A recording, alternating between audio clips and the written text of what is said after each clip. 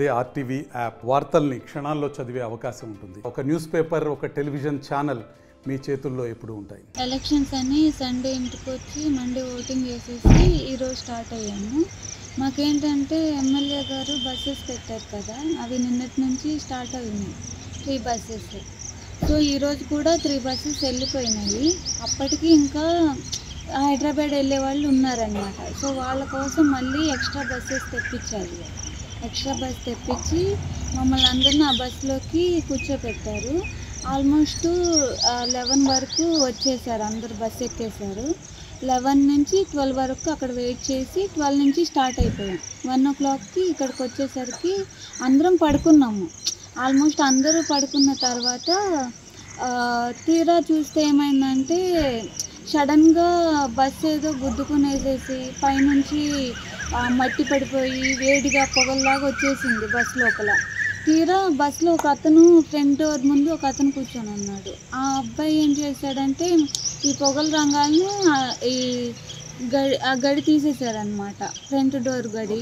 So అప్పుడు ఇంకేమైందంటే ఇంకా ఒక్కొక్కళ్ళు పరిగెత్తుకుంటా ఈ అరుపులు వేసుకుంటా పరిగెత్తుకుంటా వచ్చేసాము.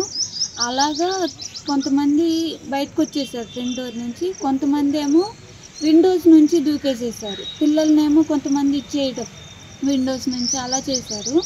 తీరా డ్రైవర్ అప్పటికే చనిపోయి ఉన్నాడు, స్పాట్ డెడ్ అయిపోయి ఉన్నాడు. ఇంకా అందరం వచ్చేసిన తర్వాత మేము హాస్పిటల్కి ఇంకా అంబులెన్స్కి కాల్ చేసాము. వాళ్ళు వచ్చారు, వితిన్ 20 minutes లోపు వచ్చేసారు. మళ్ళీ ఫైర్ ఇంజిన్ కూడా కాల్ చేస్తారు, వచ్చారు. మేము హాస్పిటల్కి వచ్చేలోపు ఎమ్మెల్యే గారు ఇక్కడ ఉన్నారు.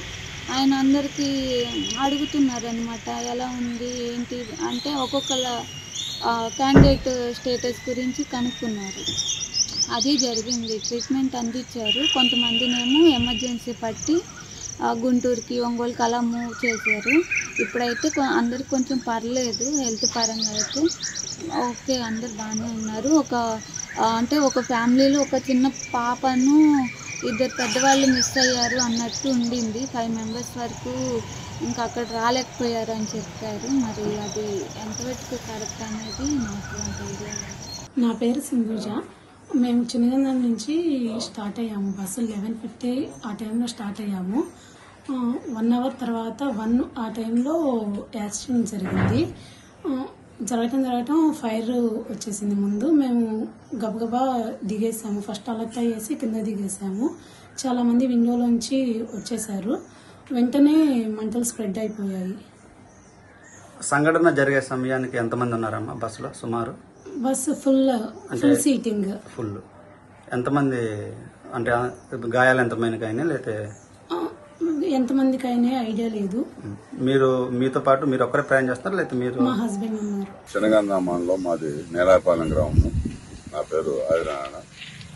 మొన్న 13వ తేదీ జరిగినటువంటి అసెంబ్లీ పార్లమెంట్ ఎలక్షన్కి బయట గ్రామంలో ఉన్నటువంటి మా గ్రామస్తులందరూ కూడా ఓటు వేయడానికని ఊళ్ళోకి పిలిపించాము. తిరుగు ప్రయాణంలో రాత్రి మా గ్రామం నుంచి 11 మంది జనగంధం హెడ్ క్వార్టర్ నుంచి హైదరాబాద్ బయలుదేరే బస్సుకి వెళ్లారు. మా గ్రామం నుంచి 11 మంది బయలుదేరి వెళ్లారు.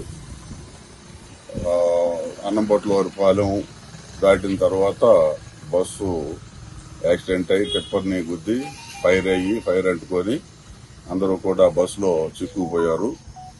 మా కుర్రాళ్లే అద్దాలు పగలగొట్టి వీళ్ళంత వాటికి బయటికి రావడం జరిగింది. మా గ్రామం నుంచి 11 మందిలో 3 బస్సులోనే ఇరక్కుపోయి కాలి బూడిదైపోయారు. మా గ్రామం నుంచి ఉప్పునూరు కాశీ బ్రహ్మేశ్వరరావు, ఆయన భార్య లక్ష్మి, మనవరాలు శ్రీసాయి వాళ్ళు 3 కూడా బయటికి రాలేక ఇరుక్కుపోయి బస్సులోనే కాలి బూడిదైపోయారు. ఆ గ్రామం అంతా కూడా చిన్న గ్రామము, అందరూ ముసలిగా కలిసిమెలిసి ఉండే. అందరిలో చిన్న పాప ఈ ఓటు రోజు కలివిడిగా తిరిగి చూసి కళ్ళెదుటే ఉన్నట్టుగా ఉంది.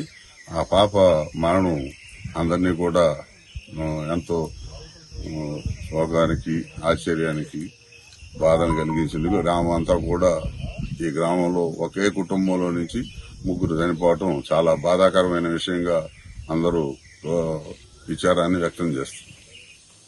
మరిన్ని వీడియోస్ కోసం ఛానల్ ని సబ్స్క్రైబ్ చేయండి, లేటెస్ట్ అప్డేట్స్ కోసం వాట్సాప్ ఛానల్ ని ఫాలో చేయండి అండ్ లింక్ డిస్క్రిప్షన్ లో ఉంది.